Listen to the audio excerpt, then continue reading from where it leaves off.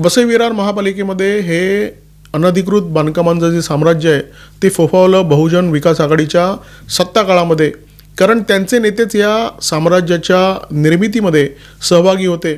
2009 पासून बहुजन विकास आघाडी वसई विरार महानगरपालिकेमध्ये सत्तेत आहे.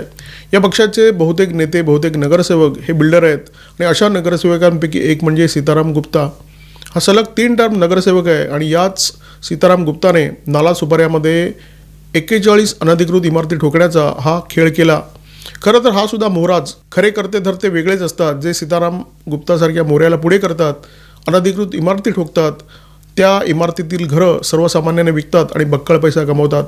वसई विरार महानगरपालिका ही एक अशी सर्कस आहे ज्या सर्कसमध्ये अनेक रिंग मास्टर आहेत आणि अशा अनेक रिंग मास्टरपैकी एक म्हणजे हा उपसंचालक YS रेड्डी.